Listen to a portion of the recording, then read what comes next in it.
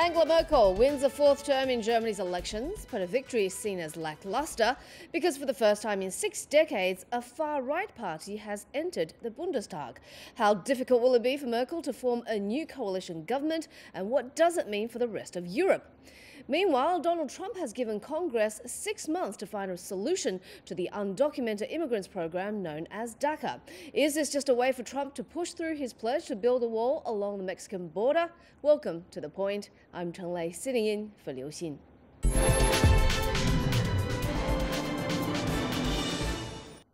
So the German federal elections ended with a win for Angela Merkel, but the toughest to-do list from here on in. Her centre-right CDU-CSU only won about a third of the votes. That's the worst result since 1949. Her longtime coalition partners, Martin Schulz's Social Democratic SPD, crashed to a historically low result of 20.5%. Meanwhile, the Alternative für Deutschland, or AfD, took third place in the election, with 12.6% of the votes, becoming the first overtly nationalist party to sit in the Bundestag for 6 decades. Some have likened their showing in the polls to Nazis returning to parliament. Now, Schulz has confirmed the SPD won't renew its grand coalition with the CDU, but instead head into opposition. And Angela Merkel has to form a coalition with 2 other small parties, the Liberal Free Democrats, or FDP, and the Greens. What does all this mean for Germany and the rest of Europe? Joining me from Brussels is Professor Jan Pamowski, Academic Vice President at the University of Warwick, and in the studio, Feng Zhongping, Vice President at the China Institute of Contemporary International Relations. Welcome to the show, gentlemen. Let me ask you first, Professor Pamowski, considering what Angela Merkel has done in terms of boosting growth, cutting unemployment, why did the CDU-CSU lose so many votes? So, in part, this is part of a longer-term decline of the 2 major parties of the CDU and the SPD since about the year 2000, as these 2 parties have lost their traditional bases along religion, along class, and along regional allegiance. And they've had this loss at the expense of the smaller interest-based parties that have really gained today. So this is a longer-term trend, but of course, there are also specific issues. One is the policy of fiscal consolidation that Merkel's party has led, and that's been deeply unpopular amongst sections of the population. It's also worth looking at the differences between different parts of Germany in these elections. So it's remarkable to see that the eastern German states, the 5 former states of the GDR, they're the anti-establishment parties of the far right and the far left have polled almost 40%, so 38% against the establishment parties, and that is a remarkable indictment of some neglect that these people have felt under Angela Merkel. So, Mr. Feng, it's long been said that no one had the political clout to replace Merkel as chancellor, but after this election, does this mean that her halo is actually fading in the domestic stage? Well, I think the immediate her health has been restricted, certainly, in many ways. The first immediate challenge to her is to form the coalition. Her choice to actually to establish a coalition has been, limited very much. I think from her point of view, black, yellow would be the best choice. Or maybe return to the grand coalition, but the grand coalition has been just ruled out, as you mentioned, and then but yellow. But you were telling me offline that you think it might still happen. Right. Okay.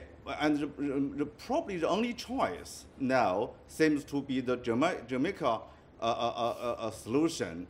That would be very difficult for Chancellor Merkel in the new terms, because among the 3, there are some common points, but there are more difference actually than the common positions. So that should be a difficult time for Chancellor Merkel. Right. Jan, the far-right anti-immigration AfD nailed a historic victory. The Greens have likened it to the Nazis returning to parliament. I mean, the thing is, how worried should we be about this? So from an international perspective, of course, what you can see is that German politics becomes a lot more normal, a lot more like the rest of Europe. But of course, as you say, in Germany, of all countries, the entry of the far right into parliament is something that's deeply worrying. It's deeply worrying to the political establishment. It's deeply worrying to intellectuals, to political commentators. And what you will see is a fundamental shift of political debate, of political rhetoric within Germany, inside parliament and beyond. But don't forget, the AfD has got its own challenges. You've seen not one but two splits from the AfD today alone, one in the state parliament of Mecklenburg and another at the federal level, where one of the most prominent politicians has just split away from the party. So it's going to be an extraordinarily important and interesting next 4 years for Germany. So there's division even within a divisive party. Mr. Feng, is the AfD success purely a reaction to Merkel's open immigration policy? I think, this open door policy adopted by Chancellor Merkel 2 years ago certainly is a major cause for the decline, or the decrease of the votes for the May party or her own party. Many people in the West countries, after the financial crisis and the sovereignty debt crisis in Europe, has been, dissatisfied with the May parties. Over the economic situation, high employment. Germany is in a better situation, but immigration, refugee issue has been a biggest challenge for the Chancellor since then. So this is, I think, the far right has stolen some words traditionally belong to the conservative parties, central right, for example. Now this word has shifted from the center to the far right. So, yeah, now that the AfD is in the Bundestag, how much difference is it going to make to Germany's immigration policies? So yes, picking up on what my colleague has just said, the extraordinarily interesting figure, I think, in this regard is that amongst AfD supporters, opposition to the current immigration policies is at 100%. So this has been clearly decisive in getting the AfD where it is. However, in Germany as a whole, support and opposition to the current immigration policy is roughly half and half. So Germany is split right into half on this issue. And so it's going to be an extraordinarily difficult debate from here on. I would not expect to see much fundamental change on one level, because FDP, SPD and Greens and CDU are actually relatively aligned on keeping Germany open to immigration in principle.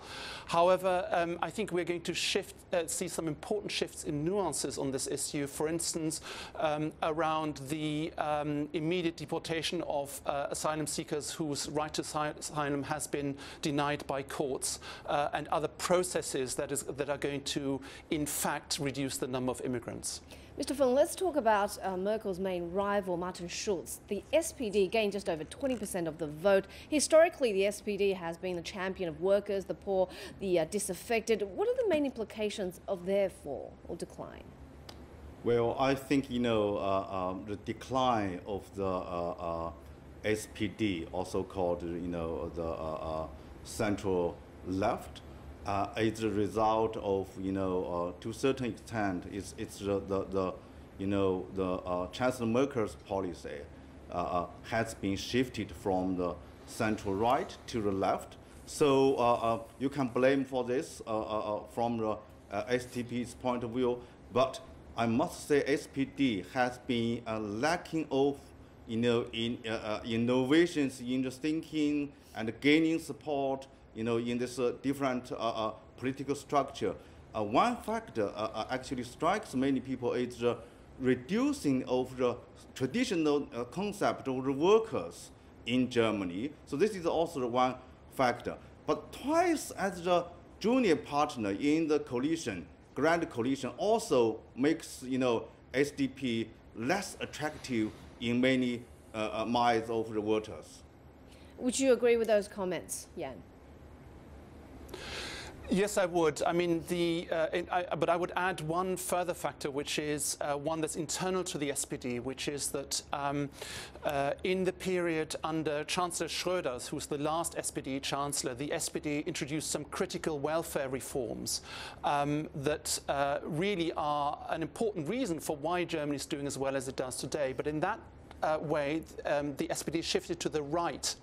And so it's not only that the CDU has moved to the left, it's also that the SPD has moved to the right and therefore left many of its traditional voters behind, whom Martin Schulz really hoped to appeal to. And the fundamental problem is that the SPD has never really managed to articulate a convincing strategy for winning those voters on the left back and forming a real alternative to the Christian Democrats.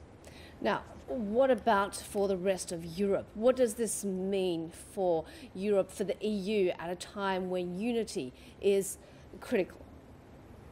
Mr. Feng, you go first. I think, Europe, many people are looking at the French election, a couple of months ago. I know people of course, they were big relief if Chancellor Merkel can remain the position. But they are also worried about the rise of nationalist far right in Germany. I think the far rise of the populist party in whole Europe is the biggest challenge for European integration. So people maybe can say, okay, as long as Chancellor Merkel is still in the power, they should be relaxed. But the rise of nationalists is still a big worry for people who want to say European integration continue going forward. And Jan?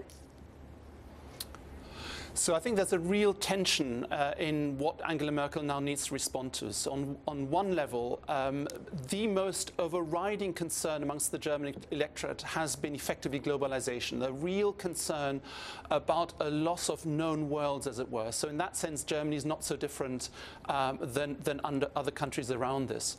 And that's led to a sort of a real catch for the AfD to which it could appeal to. So the AfD is also a climate-denying party. It's also a party that's, that has these very cheap slogans against Muslims and so forth, very much in the Donald Trump mold. So if Merkel wants to appeal to these, then Merkel has to take these concerns very seriously, and she has to bring that into the EU, into a European debate, where other colleagues like the French president is really trying to respond to these kinds of concerns.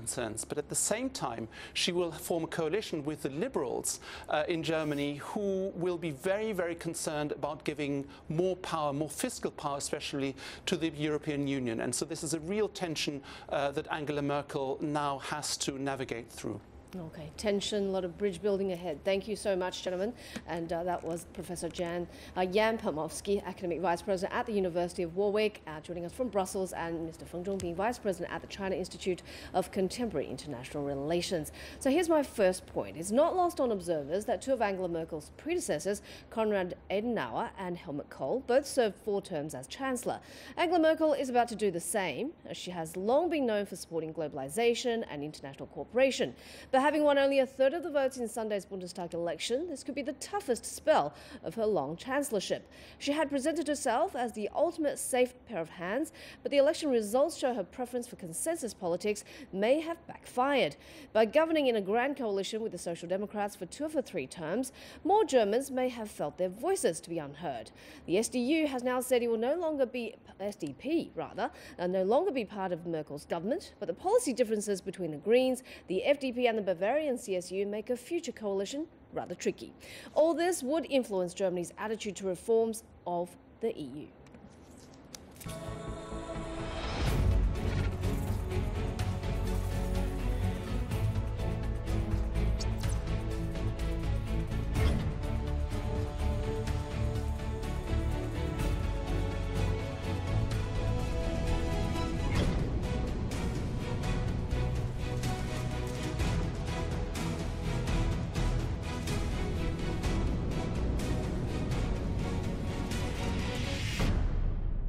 CGTN shows you more, providing a fresh global voice you can trust.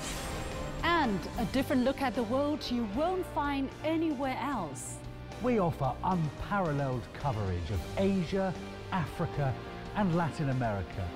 We present diverse perspectives on news and newsmakers from around the world. We want to engage our viewers with stories that represent the complete picture. We want to share with you ideas that matter to us all. The stories, the people, the issues. A new and balanced perspective. CGTN. See the difference.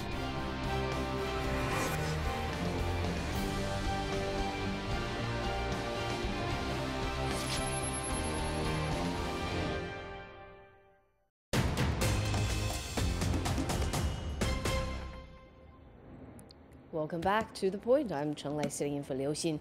A 20-meter tall image of a baby looking over an American-Mexican border wall was unveiled in Jakarta, California earlier this month as partly in response to the Trump administration's reversal of the Deferred Action for Childhood Arrivals program. DACA was enacted by President Obama back in 2012 to protect undocumented immigrants. About 800,000 young immigrants, known as Dreamers, registered in this program. Most are Latinos and entered the U.S. through Mexico. Donald Trump has urged Congress to replace the scheme before it's phased out in 6 months' time. What is the likely future for these 800,000 Dreamers? And is the U.S.-Mexico border wall really at the heart of the problem? To discuss this, I'm joined by Professor Li Jinzhao from the Beijing Foreign Studies University and from Chicago by Laura Schwartz, former advisor to U.S. President Bill Clinton. Welcome to both of you. Let me ask you first, Laura, since you're further away, and let's say the Trump administration is using DACA as leverage to force Congress to fund the border wall. Why pick on the Dreamers? It really is something, because 86% of Americans believe that DACA should stay in place, that those 800,000 young dreamers who are going to school, who have jobs, who are contributing to society and paying taxes, 86% of Americans believe that that program should stay in place. Now, President Donald Trump is starting to use this as a bargaining chip to say, here, these young people's lives are at stake, so you better fund my wall. The problem with that scenario is, number one, it's just not right, and he does not have the public support. Number two, he's just playing to that very narrow 33% base of his, who he promised to build a border wall with Mexico and have Mexico pay for it. But as we've seen time and time again, President Netanyahu will not pay for that border wall. And so he's trying to use DACA as a bargaining chip to say to the Congress, I'll let you extend DACA and make it legal, continuing as it is, but you've got to fund my wall. But right now, the Americans don't have the appetite to build a $22 billion wall, hoping that the Mexicans will pay for it eventually. Professor Lee, what does the end of this program really mean for the 800,000 Dreamers? Well, the end of this program will be detrimental to these 800 young adults, 800,000, because they grew up in the United States. They've never been to other countries. They only speak English, and they are very familiar with their life and work in the United States. So if they're sent back, it means they have to start all over again. And a lot of them will have to suffer a separation with the rest of their family in the United States. So that's the human cost. What about Right. the economic cost? Because over 200,000 Dreamers live and work in California, where Right. many high-tech corporations are headquartered, and they have said that if they leave, that is going to cause massive amounts of damage to the economy. Right. The end of the program will reduce the American GDP by 33 billion in a decade. According to this was a recent research conducted by the Center of American Progress. So you can see that the end of this program will actually reduce a lot of consumption power, will cause fiscal problem to the United States. Right. So, Laura, the Dreamers have said they surrendered their personal information to the government by registering on the DACA program, and now the government is using this against them. How much does this back and forth in policy hurt the US government's credibility? Ginormously. It hurts the government's credibility because when their information was asked for and the Dreamers believed that this was important to register, they're following the rules set up by the United States government, and all of a sudden now that same information that assured them safe stay to be productive Americans, productive immigrants in America, is now at jeopardy, and that information can be used against them. That's not something any government, whether a third world or first world like the United States, should have the ability to do. Not only that, but you look at other immigrants coming from around the world that contribute greatly to our economy, and I really appreciate the professor for making that economic argument, because there's been a lot of confusion in the United States. President Trump has said that those Dreamers are taking jobs from Americans, and that it's weighing heavily on the economy, but yet it's just the opposite, as the professor mentioned. So even when you take the personal effect of the dream of DACA out of it and just look at sheer economics, those people should be on board with DACA. And it's a sad day when the American government can't be trusted with sound information. Like right now, they're being questioned with the DACA information. And Professor Lee, I know that you have done a lot of research on the US's immigration history. Yes. Tell us some of your insights. Yeah, this reminds me of this confession movement launched by US government for Chinese immigrants. A lot of them immigrated to the United States as paper sons, meaning they forged the documents to demonstrate that they are a direct sibling or offspring of an American citizen. And that was the 1960s. And a lot of Chinese did not want to come out to confess that they are actually paper sons because they suffered a great loss from the stigma. And actually a lot of Asians, especially Chinese, suffered 80 years of racial immigration exclusion and restriction from the 1880s to 1965. So America, think of the productivity that could have unleashed instead. Yeah, on the contrary, America has the creed of giving me your tired, your poor, your huddled messes, yearning to breathe free. So now the current program is totally against the creed of the American spirit, written under the Statue of Liberty. Laura, now the latest is that there will be the Conservative Dream Act. We're seeing a number of different versions where senators are taking solutions to the table. You know, the Trump administration obviously giving Congress 6 months to solve the problem. What are some of the more practical solutions? Well, one of the more practical solutions would be writing it as it is now, which was an executive order from President Obama. And that's really where this issue stemmed from. President Donald Trump campaigned on the fact that President Obama signed DACA into law, not through the Congress, but by executive order, because he couldn't get it through the Congress, even though the vast majority of Americans agreed. So that was the crux of the issue.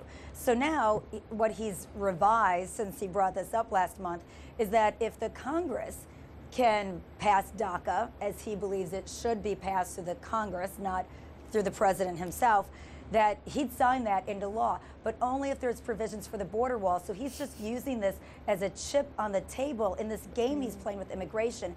And so now the Congress has to come together and somehow find a bipartisan way to handle this issue. Because if you look at the Latino vote in this country, and these dreamers, once they gain citizenship, will be able to vote, and the Hispanic vote is very powerful in U.S. elections. You do not want to alienate all the Hispanics in America, and that's what the Congress runs the risk of doing. So Republicans have to come together with Democrats on this, but it's going to be tough to be fiscally responsible if they've got to throw in $22 billion for this border wall. Yeah, sounds very tough. So what's the likelihood of the Dreamers getting their identity and also the wall being built? Laura, you take it first. I think there's a reality to it, because right now with such, and between Republicans and Democrats alike, 86% want to keep the program intact, so Congress is going to do that. The problem is, even if Congress puts that forward, if they don't do enough funding for the border wall, that Trump's using this as a chip in, Trump may not sign this. And then the DACA dreamers really are going to be impacted. And it's a scary time for all of them here in America. They've come out of the shadows and been productive members of society, finding education, going to work, not committing crimes. And that's the problem with this. You can't penalize people for following the rules. What kind of standards does that set? And Professor Lee, do you see that happening? The wall, all the identities for the dreamers? I think if all the staunch supporters for DACA, including all the tech industry giants and a lot of American communities, activists, if they work together, there's a likelihood that the DACA will be extended. But I wanted to add that even DACA as an executive act has its limitation because it only allows for a 2-year deference. So every 2 years, these young adults, mostly Latino, have to renew this permit, and they have to renew their work permit. And it's limited because under this DACA permit, they can't travel abroad for leisure. They can only travel abroad for educational or employment or humanistic, meaning they have to go back to Mexico, say, to visit a sick relative. They have to pay an exorbitant amount of money of over close to $600 US just to get a travel permit. So I think there's still some stigma associated with them being likely criminals under DACA. So I think we should all take a step further from DACA to build a possible path for these Latino young adults, path to their naturalization instead of taking a huge step backward. Laura, just finally, very quickly, the Trump administration extending the travel ban, adding the DPRK and Venezuela to the previous list. You know, together with ending DACA and his attempt to ban Muslims, Trump really tightening immigration policies. What has this brought to America's border countries, and what repercussions are there going to be? Well, trade is one of the repercussions. Partnership is one of the repercussions. And honestly, you know, the new travel ban countries proposed by the administration came out yesterday evening. And just as it found a lot of sticking points and was struck down by courts throughout the land, and then portions were upheld by the Supreme Court this summer, I think that this is going to instigate another fight, because simply using it as a way to keep immigrants out of America doesn't work. Now, putting bans on countries and cracking down, of which we know that they're not cooperating with security between America and the rest of the world, that's a legitimate issue. But when you look at the immigrants who are working hard to leave their countries, assimilate into America, and be productive working members of society, we can't ban that. No one should ever ban that. We should welcome that. Thank you so much to both of our guests, Professor Li Jinzhao from Beijing's Foreign Studies University and Laura Schwartz joining us from Chicago. And here's my last point. The children of undocumented immigrants had no say in whether they were brought to the US, but the DACA program allowed them to work and go to school. These young people contribute to the economy, pay taxes, and to eliminate DACA would expose them to deportation, destroy families, and the businesses in which they work. Around 8% of DACA recipients over 25 started businesses after receiving their status. And perhaps 97% of DACA recipients are employed or are enrolled at school. So simply put, these young people are positive for the economy. In fact, it's been claimed by some estimates the cost of the US economy could be as high as $460 billion over a decade. And there's a human cost. These people have no other home than the US. Many of these dreamers don't speak the language of their parents. So that's something to leave you for this Monday evening in Beijing.